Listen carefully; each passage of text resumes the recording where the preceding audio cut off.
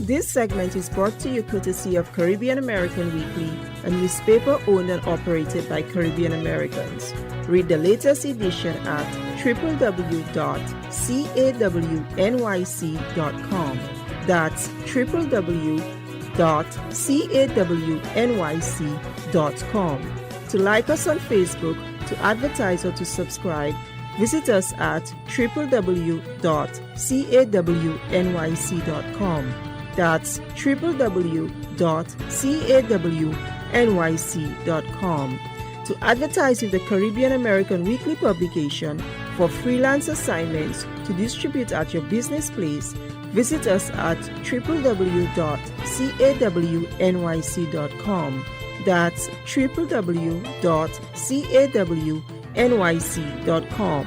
Or to meet a marketing representative at our office, call 718-771-0988. That's 718-771-0988.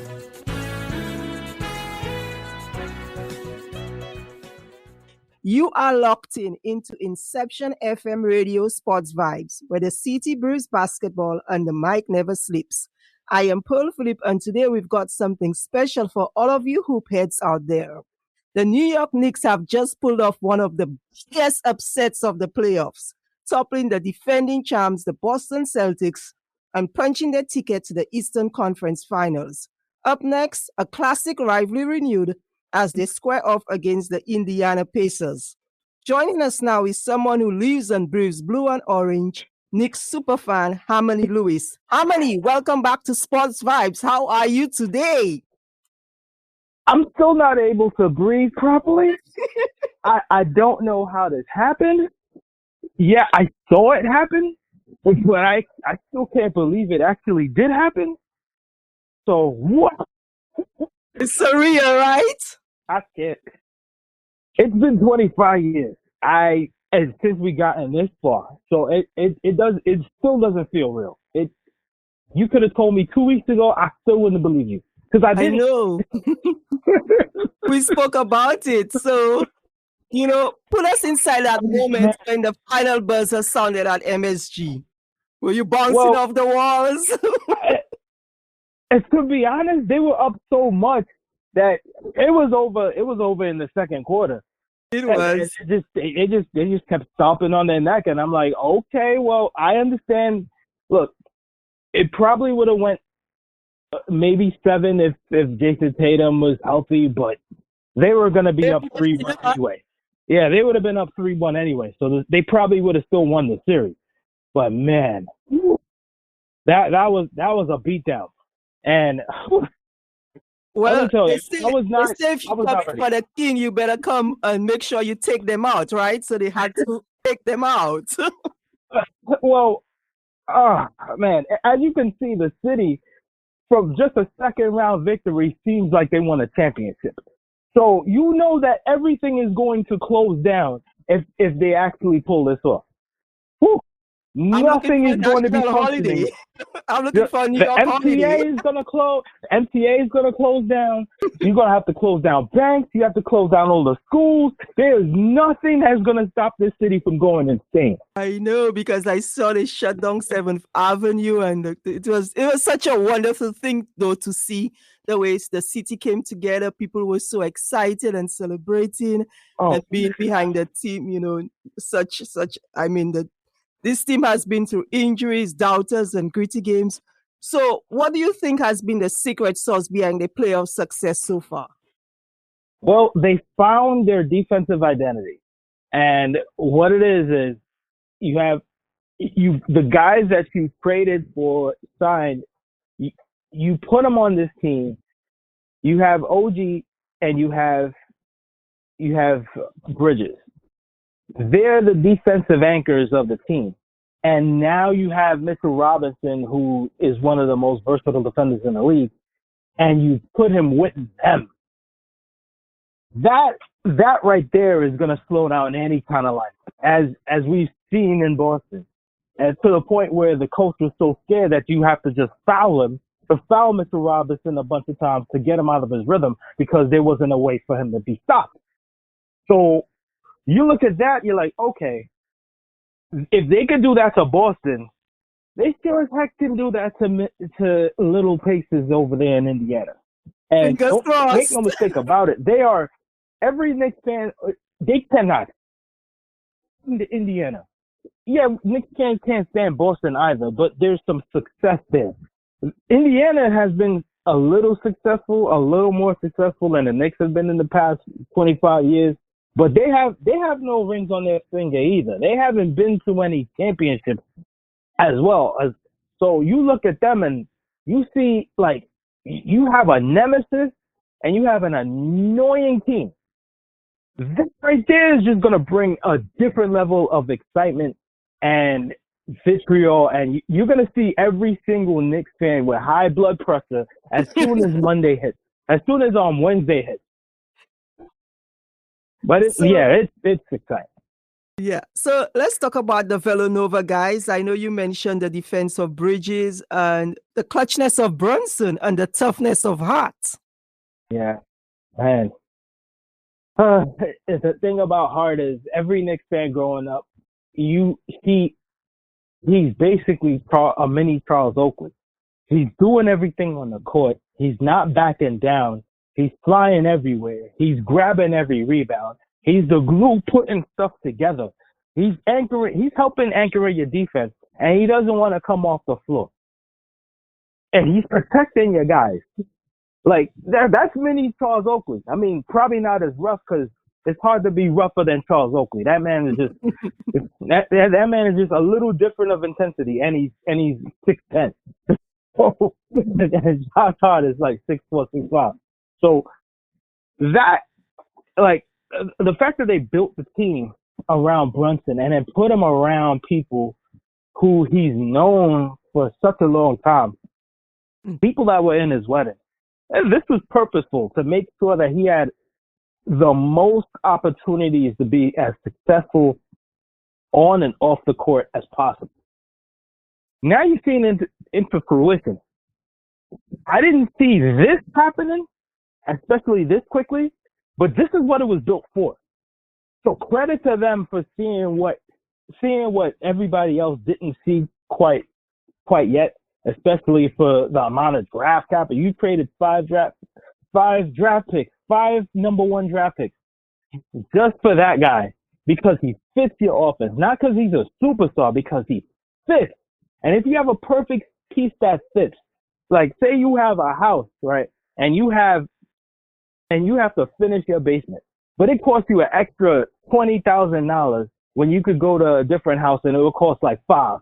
But at the same time, you know this is going to make your dream house perfect. You go and you spend that extra $15,000 to make that work. And that's exactly what they did. Even though everybody around you like, oh, you overpaid. But sometimes you got to pay a little extra to get yourself a little happiness. And it worked this way. So that's a whole lot of happiness. Oh, yeah. So let's go back to, the Indiana series coming up. The Knicks and the Pacers, the rivalry goes way back. Reggie Miller, the 90s battles. What do you think this matchup means to you as a diehard fan and a Knicks fan? And Reggie's going to be calling the games as well because he works for TNT. The Eastern Conference Finals are going to be on TNT. Yeah. Oh, boy. This happened last year, but we would have destroyed him had our team not completely broken down. From the top player, the second top player, third top player, fourth player. Like, we were completely broken. We were down to like half of our bench playing against them. Now we've got Karl Anthony Towns. Now we have Bridges.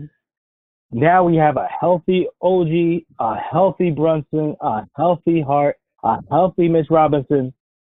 And you're going against a team who is gritty, plays at a different kind of fast pace, has a great coach in Rick Carlisle, who this is his second time around coaching the Indiana Pacers. And he has a chip on his shoulder. Halliburton has a chip on his shoulder from being the most ranked, the most overrated player in the NBA. And he gets it from his dad because his dad showboats too, to the point where he had to get kicked out of the playoffs. Yeah, he's banned for getting in Giannis' face. Yeah, so like we're playing against that guy who kind of embodies everything, all the cockiness from Reggie Miller. It's like you're bringing back the vibes from 30 years ago. Like 1995 is when that whole like 8 points in 6 seconds happened, and now 30 years later, we're about to be in the same kind of position where this annoying guy who could shoot threes, who talks a lot of trash, is now coming to the Garden. And with a 7-game series, It's Reggie Miller 2.2. oh So, my, what do he you ain't think is the that what? good, but Yeah, he's good, he's a but little good, he ain't but Reggie good. I mean, I got you. yeah. So, what's the one thing you think that the Knicks must do to control this series? They need to have multiple bodies on Halliburton because you need that aura to be stopped. Mitchell Robinson could probably play a little bit more minutes so he can guard Miles Turner, because as a center he could shoot as well, and we have a center who could shoot in Karl Anthony Towns. And he showed up last night. Yeah, he did. He did show up last night, but he's gonna have to show up a little bit more because he has a tendency to not show up in big games. That's why he was shipped out of Minnesota in the first place, because they feel like he cost them a chance at the finals because they felt like they had a better team in Minnesota than Dallas did to go to the finals, and they were like, well, we're done with Cat. So Cat has a chip on his shoulder too. We'll see if he actually lets that go, because if Cat plays like he did in Game 6, then there's no stopping them. There's no stopping them here. That man plays like that. There's nothing stopping any team that's left in the playoffs, except maybe Denver because they have Jokic, but they're not healthy. There's nothing stopping them. But for Indiana, they need to have multiple bodies.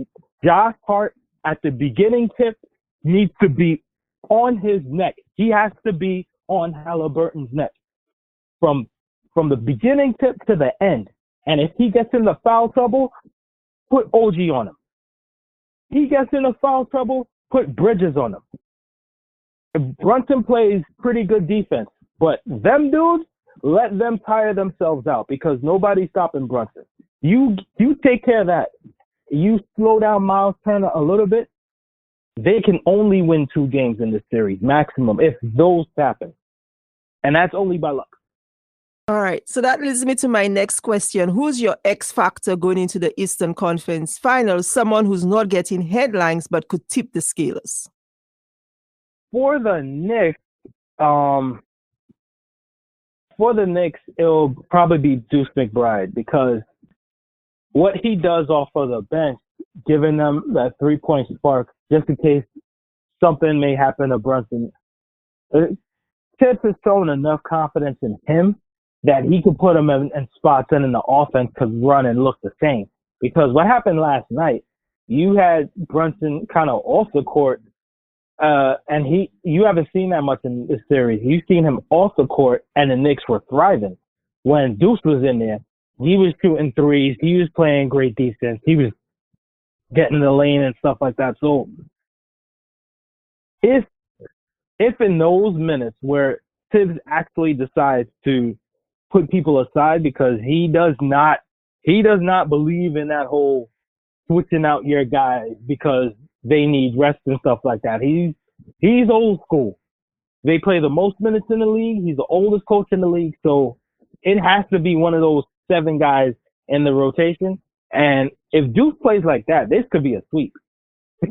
If Deuce could do that, that's a sweep right there, because that was just demoralizing. All right. So how many final prediction? How many games is the series going? I know you just mentioned possibly a sweep. And are the Knicks punching their ticket to the finals? I think they are. I think they should be favored to win this series, and I would be surprised if they're not favored to win this series. The most this series can go is 6. My prediction is 5. because I think Halliburton will give him a game. But this team cannot stand Indiana, and most of the members on this team remember what happened last year. Remember how broken they were, and they're not going to forget. They are going to put what Tibbs showed last night and leaving his starters in the game when they were up about 40 points in the fourth quarter. That showed me that he has a killer instinct, and when he has a chance to put your foot on your neck, he is not letting go. He is going to make sure that team suffocates. So I think it's going to be foul. All right, Harmonie Lewis, always bringing that energy and that hardcore fan insight. Knicks Nation is buzzing, and this series against the Pacers, it's going to be one for the books. We can't wait to see what's in store. So whether it's Reggie Miller flashbacks or Jalen Brunson step backs, this is what playoff basketball is all about.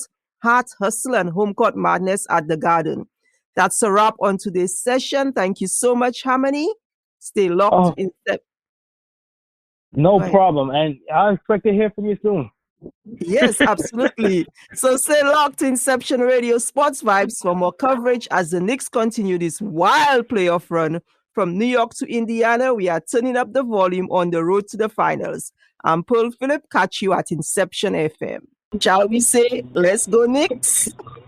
All right, let's go. Let's go, New York. This segment was brought to you courtesy of Caribbean American Weekly, a newspaper owned and operated by Caribbean Americans. Read the latest edition at www.cawnyc.com. That's www.cawnyc.com. To like us on Facebook, to advertise, or to subscribe, visit us at www.cawnyc.com. That's www.cawnyc.com. To advertise with the Caribbean American Weekly publication for freelance assignments to distribute at your business place, visit us at www.cawnyc.com. That's www.cawnyc.com.